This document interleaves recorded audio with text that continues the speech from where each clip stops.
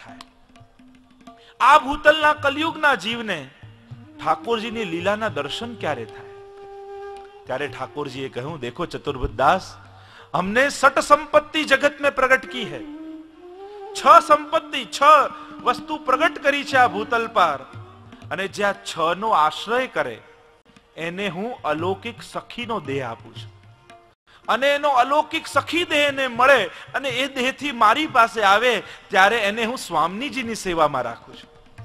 અને સ્વામીજીની સેવામાં એ દાસી બનીને સ્વામીજીની સેવા કરે અને ત્યારે હું એના પર પ્રસન્ન થાઉં અને એને નિત્ય લીલાનો પ્રગટ અનુભવ કરાવું.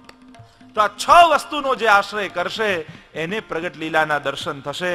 અને ઠાકોરજી આ 6 વસ્તુ ગણાવતા કહ્યું, પહેલી સંપત્તિ છે મારું પુષ્ટાવેલું સ્વરૂપ. મારું પુષ્ટાવેલું સ્વરૂપ જ્યાં બિરાજતું હશે ને એની ભાવથી સેવા કરશે એને આ સુખનો અનુભવ થશે. બીજી સંપત્તિ છે શ્રી યમને મહારાણી. શ્રી યમુનાજીનો જે આશ્રય કરશે એને આનો અનુભવ થશે. ત્રીજી સંપત્તિ શ્રી વલ્લભકુલ. આ વલ્લભના પરિવારનો જે આશ્રય કરશે એને પ્રગટ લીલાના દર્શન થશે. ચોથી સંપત્તિ કહ્યું શ્રીમદ ભાગવતજી. શ્રીમદ ભાગવતજીઓ મેરો સ્વરૂપ है, જે ભાગવતજીનો આશ્રય કરશે એને આ લીલાના દર્શન થશે. પાંચમી સંપત્તિ કહી શ્રી ગિરિરાજ બાવા. શ્રી ગિરિરાજજીનો જે આશ્રય કરશે, ગિરિરાજજીમાં સઘળી લીલાઓ છે અને ગિરિરાજજીની કૃપાથી સઘળી લીલાના અનુભવ થશે. અને છઠ્ઠી સંપત્તિ કહી શ્રી વ્રજમંડલ. આ વ્રજમંડલનો જે આશ્રય કરશે, વ્રજમાં અવિરત નિત્ય લીલા થઈ રહી છે અને વ્રજમંડલનો આશ્રય કરવાથી આ અનુભવ થશે. આમ ચતુર્બુદ્ધદાસ પર આવી કૃપા થઈ, યમુનાજીના આવા અલૌકિક કૃપા થઈ, ગુસાઈજીની એવી કૃપા ચતુર્બુદ્ધદાસ પર હતી કે જ્યારે ચતુર્બુદ્ધદાસ ને સમાચાર મળ્યા, જ્યારે ગિરધરજીને ત્યાં પધાર્યા શ્રીનાથજી સદઘરામાં, ગોવર્ધનવાસી સાંવરે લાલ તુમ બિન રહ્યો ન જાય, અદ્ભુત પદ ગાયું ચતુર્બુદ્ધદાસ. અને જ્યારે ગુસાઈજી સધે ગિરિકંદરામાં પધારી ગયા અને સમાચાર મળ્યા કે ગુસાઈજી ભૂતલ પરથી નિત્ય લીલામાં પધાર્યા, ત્યારે રડતા રડતા તાપ કરી ચતુર્બુદ્ધદાસજીએ પણ પોતાના દેહનો ત્યાગ કર્યો. ગુસાઈજીની એવી કૃપા ચતુર્બુદ્ધદાસ પર હતી, શ્રી યમુનાજીના પ્રગટ અનુભવ એમને હતા. અને એટલે યમુનાજીનો અનુભવ કરી ચતુર્બુદ્ધદાસે ગાયું, ચિત્ત में श्री यमुना निष्दिन जू राखो, भक्त के वश कृपा करत है सर्वदा, ऐसो यमुना जी को है जू साखो. चित्त में श्री यमुना निस दिन जू राखो, चित्त में श्री यमुना निस दिन जू राखो, चित्त में श्री यमुना निस दिन जू राखो, चित्त में श्री यमुना निस दिन जू राखो. गुणगान करता यमुनाजी ने चित्त में पधरावता जाओ, भाव साथे गान करो.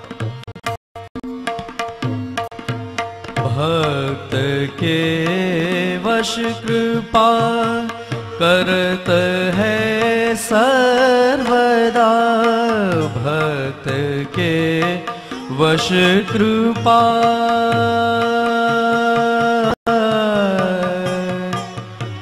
भक्त के वश,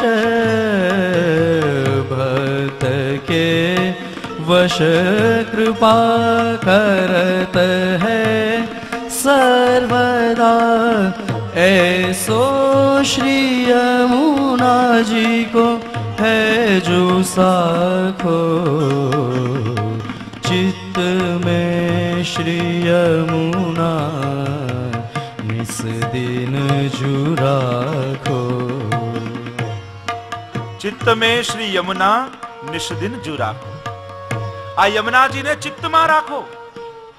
ઠાકોરજી માખન ચોરી લીલા કરી વ્રજભક્તોના ચિત્ત ચોરવા જતા.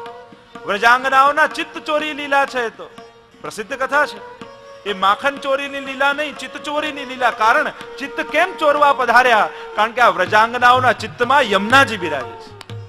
અને જેના ચિત્તમાં યમુનાજી છે એટલે ઠાકોરજીને થયું આ યમુનાજીને હું પધરાવી લઉં. અને એટલે જેના ચિત્તમાં યમુનાજી પધરાવ્યા હોય, જેણે એને ત્યાં ઠાકોરજી પધારે.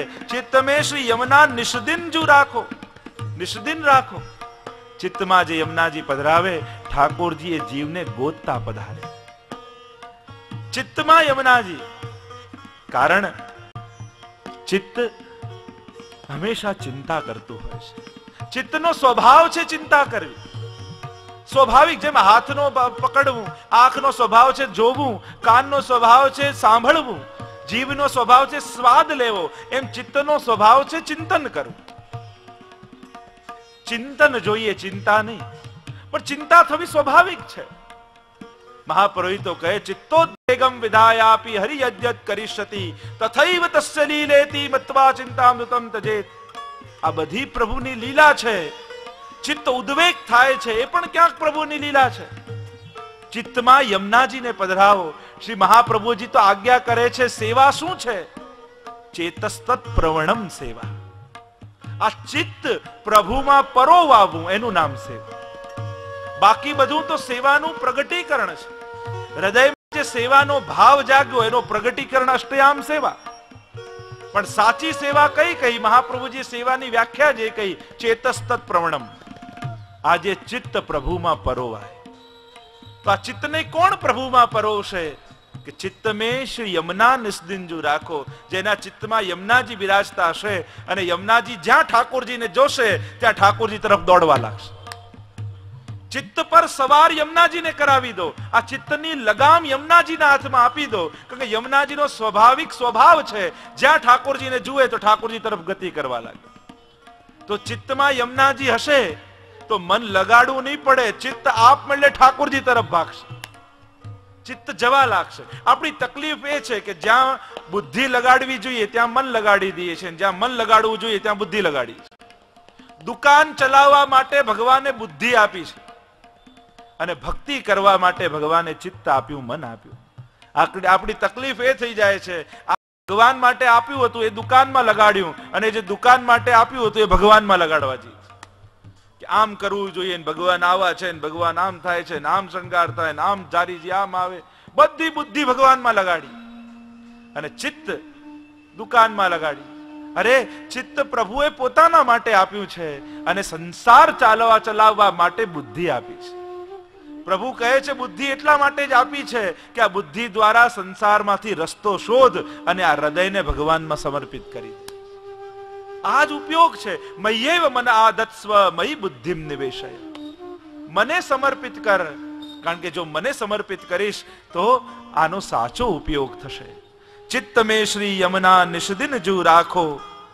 શ્રી યમુનાજીને ચિત્તમાં રાખશો તો આપમેળે ચિત્ત ભગવાન તરફ જશે.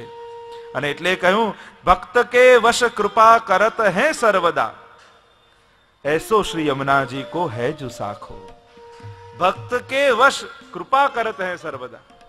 યમુનાજી કૃપા કરે છે કઈ રીતે? ભક્તને અનુકૂળ થઈને કૃપા કરે છે. ઠાકોરજી સેવાનું દાન કરે છે કઈ રીતે? ભક્તને અનુકૂળ થઈને સેવાનું દાન કરે છે. આપણે પ્રભુને અનુકૂળ નથી થતા, પણ સેવા લેવા માટે ઠાકોરજી આપણને અનુકૂળ થઈને આવે છે. એમ યમુનાજી કૃપા કરે છે ભક્તને અનુકૂળ થઈને. ભક્તનો જે ભાવ હોય, ઘણીવાર લૌકિક કામનાથી આપણે યમુનાજીની શરણમાં જઈએ.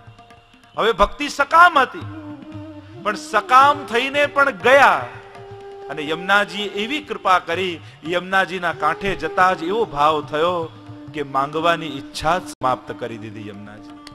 એમ થયું, અરે યમુનાજી તો આટલું મહાન દાન કરનારી છે, સ્વયં ભગવાન આપનારી છે. કુંભનદાસજીના પ્રસંગમાં આવે છે ને, પત્ની સાથે જયારે